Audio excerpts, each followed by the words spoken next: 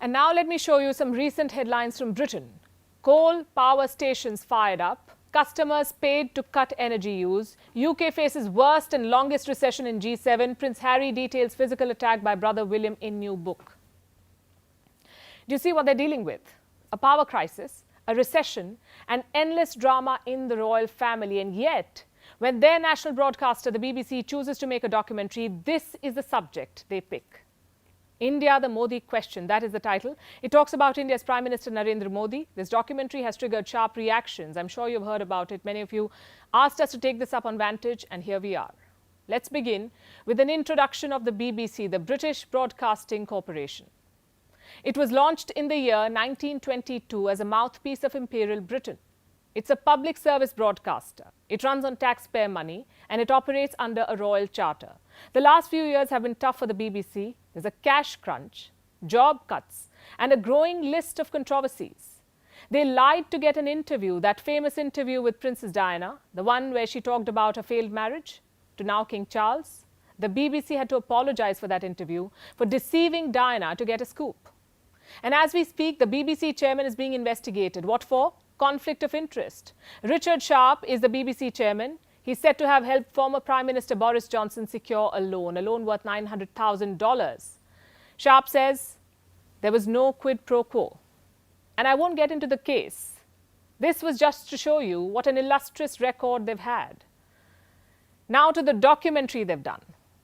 We haven't seen it, and we don't plan to, but it has made quite a splash. If the idea was to grab eyeballs and to trend, they have succeeded.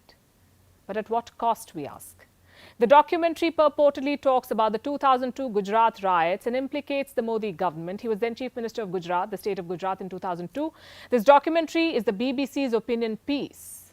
And here are the facts. The Gujarat riots were investigated by a Special Investigation Team, or SIT, appointed by the Supreme Court of India at a time when the Congress party was in power at the centre. Mr. Modi was at the centre of this probe. Like I said, he was the Chief Minister of Gujarat and he was given a clean chit. Let me rephrase that. A Supreme Court appointed team cleared Narendra Modi of all charges. This was in the year 2012, well before he became the Prime Minister of India. Last year, the Supreme Court scrutinized the report once again. A plea was filed, a 3-judge bench heard the arguments, and again they gave a clean chit. The judges had a simple question to answer. Were the riots the result of a larger conspiracy? Allow me to quote what the judgment said. The Special Investigation Team has not found any conspiracy. No material was discovered pointing towards any meeting of minds. The riots across the state had taken place spontaneously.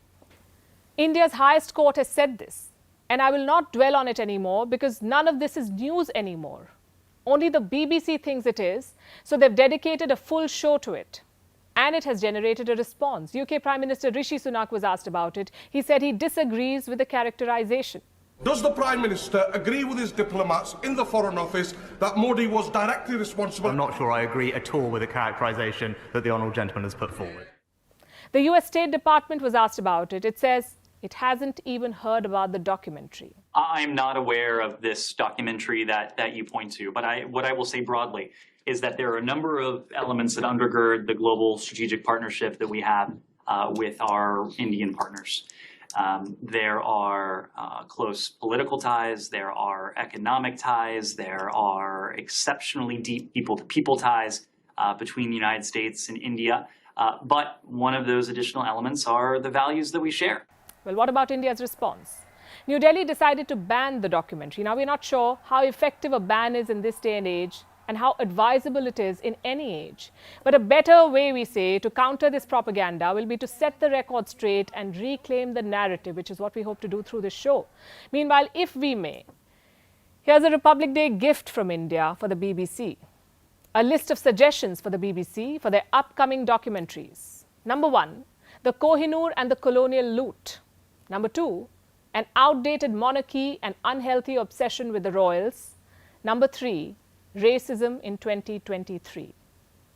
We're waiting.